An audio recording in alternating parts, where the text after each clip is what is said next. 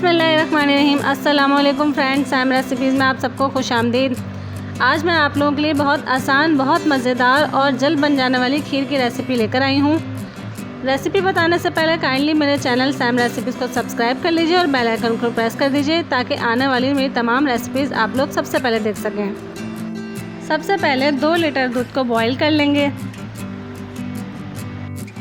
आधी प्याली चावल को 2 घंटे के लिए पहले भिगो दिया, फिर उसे मशीन में मोटा मोटा कूट लिया पानी ड्रेन करने के बाद, और अब हम इसे यूज़ करेंगे। दूध में बॉयल आ चुका है। अब हम थोड़े थोड़े करके इसमें चावल शामिल करेंगे। साथ साथ चम्मच चलाते रहेंगे ताकि चावल की गुठली ना बने। अब हम इसमें इलायची पाउडर या मोटी कुटी हुई इलायची का शामिल करेंगे 1 टीस्पून। चम्मच साथ साथ चलाते रहेंगे और 10 मिनट पकने देंगे ताकि चावल कच्चे ना रहें। 10 मिनट पकने के बाद अब आप देख सकते हैं कि चावल दूध में अच्छी तरह से मिक्स हो गए हैं, पक चुके हैं अच्छी तरह से। अब हम इसमें 1 प्याली चीनी शामिल करेंगे। आप कम या ज़्यादा कर सकते हैं। जितनी चीनी मैं शामिल कर रही हूँ इसमें दरमियाना मीठा बनता है। आप अपने हिसाब से कम या ज़्यादा कर सकते हैं।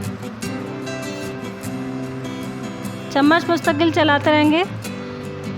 बस इसका यही ट्रिक है खीर का कि इसका चम्मच मुस्तकिल चलाना है।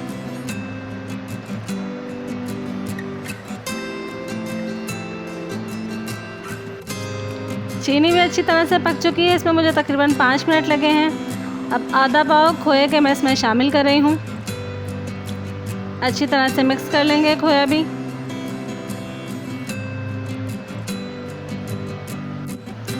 खोया भी अच्छी तरह से मिक्स हो गया है। अब हम चूल्हा बंद कर देंगे। खोया डालने के बाद ज़्यादा नहीं पकाना है और 1 टीस्पून इसमें रूह केवड़े के डाल देंगे।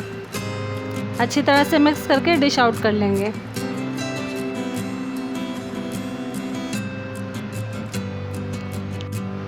जिस सर्विंग डिश में खीर जमानी है उसमें हम निकाल लेंगे।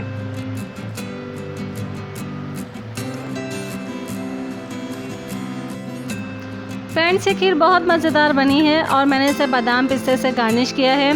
आप लोग इसे ठंडा ठंडा सर्व करें। आपके घर वाले और आप यकीनन बहुत ज़्यादा खुश होंगे। सबको बहुत पसंद आएगी। ज़रूर ट्राई कीजिए। मेरे चैनल सैम रेसिपीज़ को सब्सक्राइब कीजिए। अपना बहुत ज़्यादा ख्याल रखिए। अल्लाह हाफिज़।